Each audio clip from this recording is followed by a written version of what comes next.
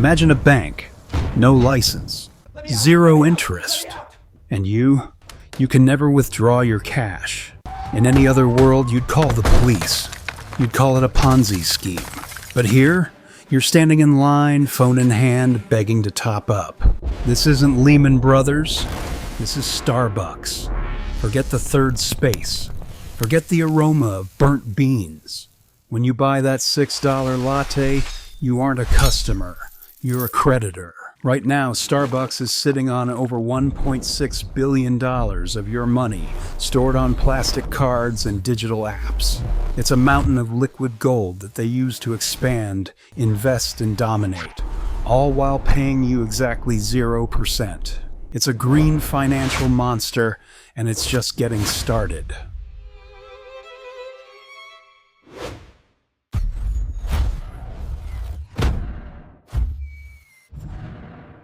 To see the raw truth behind the irony, we must look past the steam of the espresso. Forget the menu. If you want to see the soul of this machine, you have to dissect the balance sheet. Because in the world of wants finance, the coffee is just a distraction. The real story is buried in the fine print. Hidden in their filings lies a chilling line item: stored value card liabilities. In plain English, that's your unspent cash. But to Starbucks, it's the ultimate leverage, an interest-free, uncollateralized fortune. By the peak of the 2025 holiday season, this figure hit a staggering $2.25 billion. $2.25 billion. If Starbucks were a bank, it would outrank thousands of traditional financial institutions across America. Its cash reserves eclipse most regional banks. Think about the audacity. A company selling sugar water has successfully hijacked the liquidity of the public, outmaneuvering the very giants that built the global financial system. But the real horror isn't the total, it's the penetration. Despite the rotating door of leadership, one number remains unshakable: 31%. That is the share of mobile payments. In the morning rush, it's an absolute hegemony. 1 out of every 3 customers isn't just a buyer. They are a locked-in account holder. They don't just bring an appetite, they bring a balance. What Apple and Google spent billions trying to manufacture, Starbucks achieved with a simple latte. It's not a coffee chain. It's a shadow banking behemoth with tens of millions of active depositors, hiding behind a green cardboard sleeve.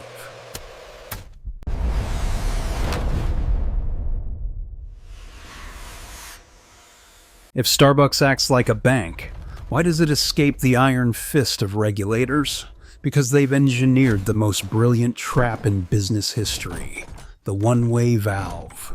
In a traditional bank, the greatest fear is a bank run. They pay you interest just to keep you from leaving. But at Starbucks, the exit doesn't exist. The moment you load $100 onto that card, the currency dies. It ceases to be money and becomes a digital phantom, a ghost that can only manifest as caffeine in your stomach. This isn't just loyalty. It's the absolute incarceration of billions in liquidity. Armed with this silent fortune, Starbucks performs a feat that makes every CFO scream with envy: negative working capital. In 2025, this figure plummeted to a record low of negative $3.2 billion. In your world, a negative balance is a crisis. In theirs, it's a trophy of exploitation. This negative $3.2 billion means they are expanding, renovating, and paying dividends without touching a single cent of their own capital. They are building their empire on your deposits and your suppliers' unpaid bills. It's the ultimate irony. The sheep isn't just getting sheared, the sheep is paying for the shears. But the most cold-blooded trick is hidden in a term called breakage. That's the loose change you forgot. Those abandoned 50 cents. In 2024, Starbucks harvested over $200 million from these sleeping funds. This isn't revenue. It's 100% pure, unadulterated profit.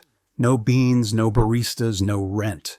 Just by waking up, Starbucks pockets $560,000 every single day from your carelessness.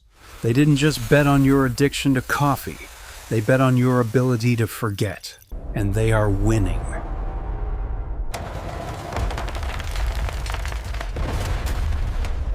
If a traditional bank told you, deposit your money, earn 0 interest, and spend it within a year or it expires, you'd riot.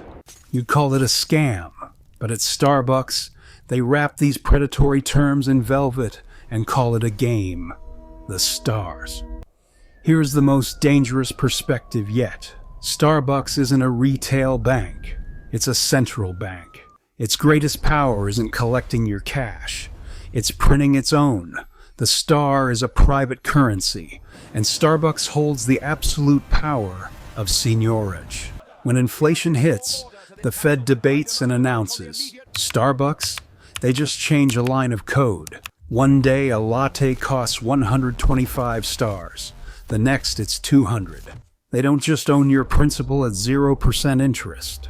They own the power to devalue your rewards at the stroke of a key. Gamification is the sedative. That golden star flying into your virtual cup, that's a dopamine hit designed to bypass your rational brain. You think you're hacking the system for double stars, but you're actually walking into a behavioral economics slaughterhouse. To save a useless $2 balance or protect a digital gold status badge, you inject more real capital else into the machine. You aren't buying coffee anymore. You're defending a phantom class status. This is the ultimate heist, where the victim pays for the lock on their own cell.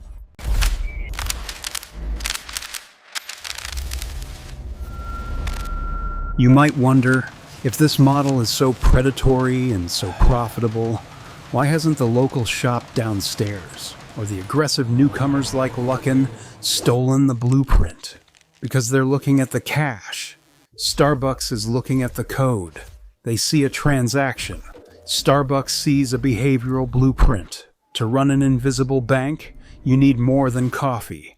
You need a global redemption network. You only deposit your money because you know with absolute certainty that whether you're in Times Square or a narrow alley in Shanghai, the green siren will be there to honor your digital debt. But the real fortress is this: data as collateral. When you scan that app for a free pump of syrup, you aren't just paying with dollars. You're surrendering your behavioral sample. To Wall Street, 30 million active members aren't just customers, they are a high-frequency human sensor network. Starbucks knows your caffeine tolerance on a Monday morning better than your doctor. It knows which intersection you'll stop at better than your spouse. It spots a recession before economists do, simply by watching the exact moment you swap your latte for an Americano.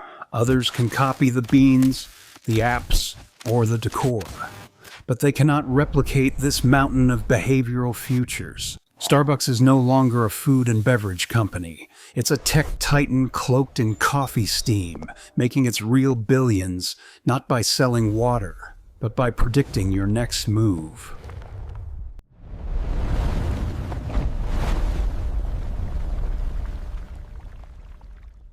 With billions in capital, a global data net, and the power to mint its own currency, the siren's ambition doesn't stop at the cup. We are witnessing the birth of a financial superpower. Let's look at the Endgame. Let's see what happens when a coffee shop decides to become a sovereign state. Phase 1, the borderless ledger. Right now your stars are local, but imagine a unified global account. With 2.25 billion in reserves and a product that functions as a global hard currency, the star becomes a supra-sovereign asset. In crumbling economies, a venti latte is a more stable store of value than the local currency. Phase 2, the lending engine. They know your cash flow. They know you spend $100 a month without fail. Why not collateralize your addiction? Borrow now, pay back in stars. This is the leap from a humble savings box to a full-spectrum shadow bank, fueled by the data of your daily rituals. This isn't science fiction. From Web3 trials to blockchain experiments, Starbucks is testing the Rubicon. They aren't just selling roasted beans anymore, they are probing the line where loyalty points transform into weaponized assets. They are waiting for the moment when the world forgets they were ever just a coffee shop.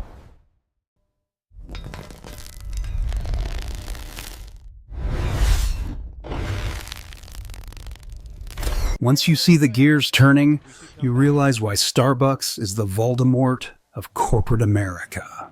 While the world falls for the warmth of the third space, they miss the cold calculation of the shadow bank.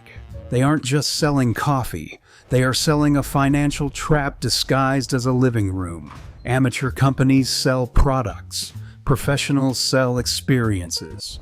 But the giants, they sell the rules of the game. Starbucks didn't need a banking license because it evolved into something far more dangerous. A self-regulating financial loop that bypasses the system entirely. Never forget, in the age of late-stage capitalism, the apex predator always wears the skin of its prey. That green siren isn't smiling at you. She is smiling at the balance sheet. She's not inviting you to a community. She's inviting you to a liquidation. So the next time you open that app to level up or chase a star, stay awake. You aren't a customer. You are an interest-free creditor paying a cognitive tax to the world's smartest machine. If you must have your caffeine fix, do it on your terms. Pay per cup. Don't let your hard-earned cash become a free lunch for a billionaire's empire. This is underlying order.